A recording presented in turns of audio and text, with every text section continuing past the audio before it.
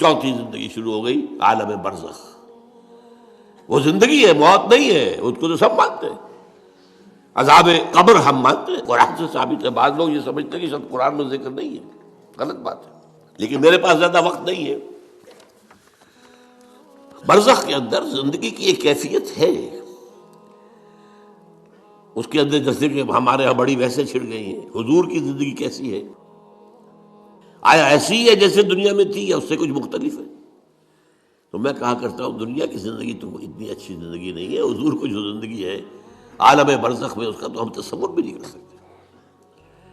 اس عالم برزخ میں کہا گیا شہداء کو وَلَا تَقُولُوا لِمَن يُقْتَلُ فِي سَبِيلِ اللَّهِ أَمْوَاتٌ بَلْ أَحْيَاءٌ وَلَٰكِن لَا تَشْعُرُونَ۔ اللہ کی راہ میں شہید ہو جانے والوں کو اموات مت کہو، مردہ مت کہو، زندہ ہے، تمہیں اس کا شعور نہیں۔ ہمیں شہداء کی زندگی کا شعور نہیں، پھر صدیقین اوپر ہے، پھر انبیاء ان کے اوپر ہے، پھر رسول ان کے اوپر ہے، سب سے اوپر سید المرسلین ہے۔ کیا زندگی ہوگی، ہم کیا تصور کر سکتے ہیں؟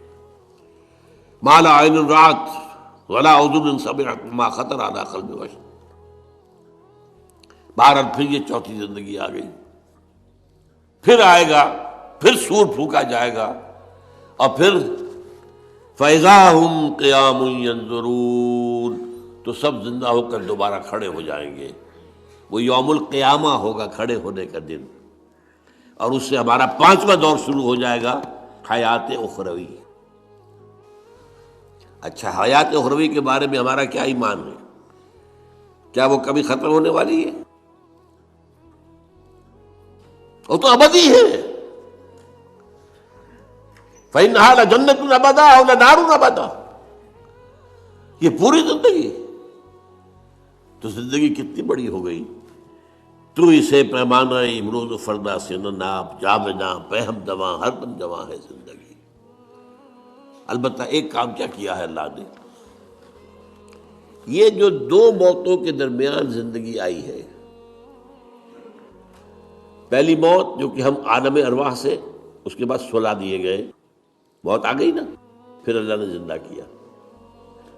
پھر جو ہماری موت آنے والی ہے، میری اور آپ کی، ان دو موتوں کے درمیان ایک زندگی کا حصہ کٹ گیا اس میں سے۔ یہ لمبا پروسیس، وہاں سے وہاں تک، مبدأ و معاد، انا للہ و انا الیہ راجعون، اس میں یہ چھوٹا سا ہماری زندگی میں سے حصہ کاٹ کر اس سے ایک امتحانی وقفہ بنایا گیا۔ خلق الموت والحیات لیبلوکم ایکم احسن عملا۔ اس نے زندگی اور موتیں تخلیق کی ہیں تاکہ تمہیں آزمائے کہ کون ہے تم میں سے اچھے عمل کرنے والے۔ یہ امتحانی، اس کو بھی اقبال نے خوب کہا ہے، ملزم ہستی سے تو ابرا ہے مانند حباب، اس زیاں خانے میں تیرا امتحان ہے زندگی۔ اب امتحان 3 گھنٹے کا بھی ہوتا ہے تو وہ 30 سال کا بھی ہو سکتا ہے۔ یہ تو ایک کوانٹیٹیٹیو ایلیمنٹ ہوا، امتحان امتحان ہے، ٹیسٹنگ از ٹیسٹنگ۔ یہ حیات دنیاوی امتحان ہے، ملزم ہستی سے تو ابرا ہے مانند حباب، اس زیاں خانے میں تیرا امتحان ہے زندگی۔ اس کے بعد جب ہمیں دوبارہ اٹھا دیا جائے گا، حساب کتاب ہوگا، اعمال کا جزا و سزا کے فیصلے ہوں گے، اور پھر یہ جنت اور یہ دوزخ۔ وَإِنَّهَا لَجَنَّةٌ أَبَدًا أَوْ لَنَارٌ أَبَدًا۔ یہ حیات ایک ایمان باللہ اور ایمان بالآخرہ، ایمان بالآخرہ کے ضمن میں پورے حیات انسانی کا ایک تصور جو ہے سامنے لانا ضروری ہے۔ اب آئیے،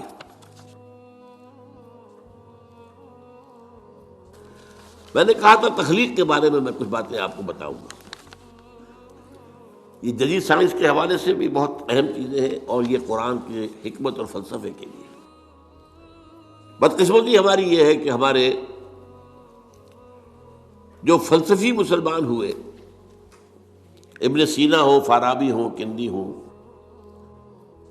جو متکلمین ہوئے جنہوں نے عقل سے کام لے کر قرآن کی تفسیریں کی ہیں، امام راضی ان میں بہت بڑے مقام پر ہیں، اور ہیں بہت ہیں، کچھ صوفی مزاج صوفی ہے، فلسفی ہے، ان سب نے اپنی زیادہ تر گفتگو کا دار و مدار یونانی حکماء اور فلاسفہ کی بات پر رکھی ہے۔ سقراط اس کا شاگرد، افلاطون اس کا شاگرد، ارسطو۔ ہمارے متکلمین، ہمارے فلاسفہ سب ارسطو کے شاگرد۔ ہمارے صوفیہ اکثر و بیشتر افلاطون اور پروٹائنس، فلاطینوس ان کے شاگرد۔ لہذا مولانا روم نے بڑا شکوے کے انداز میں کہا تھا، چند خوانی حکمت یونانیہ، تم کب تک یونانیوں کی حکمت پڑھتے رہو گے، یونانیوں کا فلسفہ پڑھتے رہو گے، یونانیوں کی میٹا فزکس، یونانیوں کی منطق؟ چند خوانی حکمت یونانیہ، حکمت قرآنیہ راہم میں خاں۔ کبھی ذرا قرآن مجید میں جو حکمت دی گئی ہے، جو فلسفہ دیا گیا ہے، جو حقائق بیان کیے گئے، کبھی ان پر توجہ کرو۔ اللہ تعالیٰ توفیق دے۔ میری دلی آرزو ہوگی کہ آپ میں سے جو ذہین لوگ ہیں، ظاہر بات ہے کہ یہ میدان ہر شخص کا نہیں ہے۔ حضور صلی اللہ علیہ وسلم کا جو افرادی انفرادی سطح پر انقلاب برپا کرنے کا پروسیس ہے، 4 الفاظ ہیں اس میں ٹاپ پر آتا ہے حکمت۔ یتلو علیہم آیاتہ یزکیہم ویعلمہم الکتاب والحکمہ۔ حکمہ یہ تعلیم محمدی صلی اللہ علیہ وسلم، تربیت نبوی صلی اللہ علیہ وسلم، اس کی سب سے اونچی منزل ہے تعلیم حکمت۔ تو ظاہر بات ہے کہ ہر شخص اس کا اہل نہیں ہوتا۔ یہ اللہ تعالیٰ نے ظاہر بات ہے سب کو ایک جیسا نہیں بنایا ہے۔ جسمانی قوتوں کے اعتبار سے بھی فرق و تفاوت ہے، ذہنی صلاحیتوں کے اعتبار سے بھی فرق و تفاوت ہے۔ جن لوگوں کے اندر یہ فلسفہ اور حکمت کا ذوق ہو، وہ اس معاملے میں آئیں، سوچیں، پڑھیں۔ میری یہ چند باتیں ہو سکتا ہے کہ ان کے لیے چشم کشا ثابت۔ وہ کتاب اس وقت میری جو ہے ایجاد و ابداع عالم، وہ آؤٹ آف پرنٹ ہے، موجود نہیں ہے، انشاءاللہ جلدی ہی پرنٹ کروا لیں گے دوبارہ۔ دیکھیے تخلیق کا مرحلہ اول عالم امر ہے، اللہ کا ایک حکم کن، انما امرہ اذا اراد شیئا ان یقول کن فیکون۔ اس کن سے ایک نور پیدا ہوا ہے، ویری سٹل، لطیف، حرارت کوئی نہیں، خلق نور۔ یہ نور اللہ، یہ پہلی شے ہے جو پیدا ہوئی ہے۔ حکم ایک کن، یہ عالم امر ہے۔ اس نور سے پیدا کیے گئی تمام ارواح انسانیہ، تمام ملائکہ۔ ملائکہ کے بارے میں حدیث موجود ہے، قرآن مجید میں ذکر نہیں ہے، حدیث میں ہے۔ حضرت عائشہ رضی اللہ تعالی عنہا سے مسلم شریف کی روایت ہے کہ ان اللہ خلق الملائکہ من نور۔ یہ عالم امر ہے پہلے جو پیدا کیا گیا ہے، ایک نور، بسیط نور، لطیف نور۔ اس نور سے ارواح انسانیہ، انہی میں ایک روح محمدی بھی تھی نا، جس کو نور محمدی بھی کہا جا سکتا ہے۔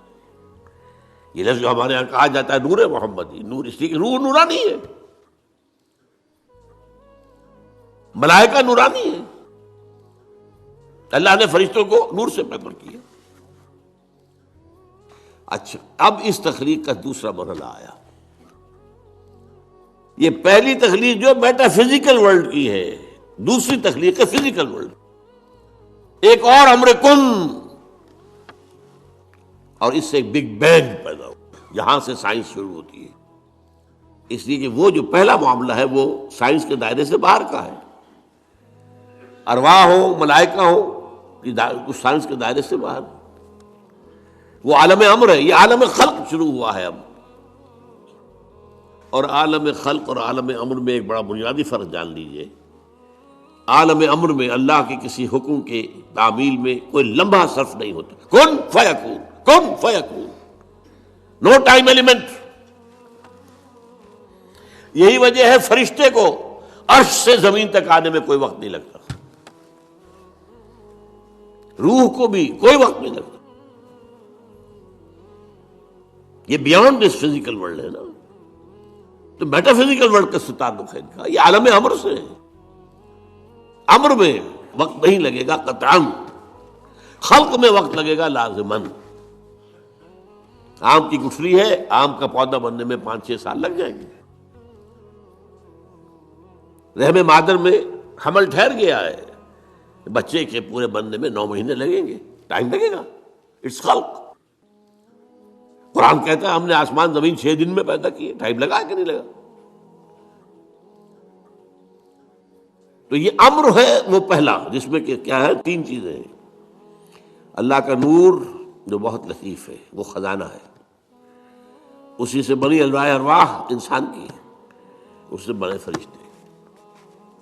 اور چوتھی چیز نوٹ کیجئے، وہی بھی عالم امر سے متعلق ہے، اس لیے کہ وہ ایک کمیونیکیشن ہے بٹوین روح انسانی یا روح نبوی اور الروح القدس. جبرائیل کون ہے؟ فرشتہ. روح محمدی یہ بھی نوری، وہ بھی نوری. یہ ان دونوں کا کمیونیکیشن ہے وہی. لہذا اس کا تعلق بھی عالم خلق سے نہیں ہے، عالم امر سے.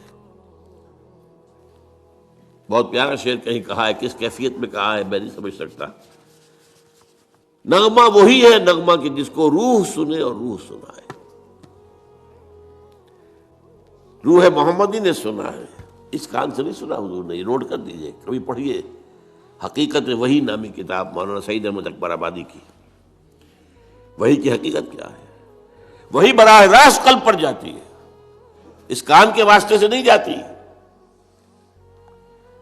یہ کان عالم خلق کا ہے، قلب عالم امر کی شے، روح کا مسکن ہے. وہاں روح ہے، روح محمدی ہے. فَإِنَّهُ نَزَّلَهُ عَلَىٰ قَلْبِكَ، اس کو اے نبی اتارا ہے اس فرشتے نے آپ کے دل پر براہ راست. تو نغمہ وہی ہے نغمہ کہ جس کو روح سنے اور روح سنائے.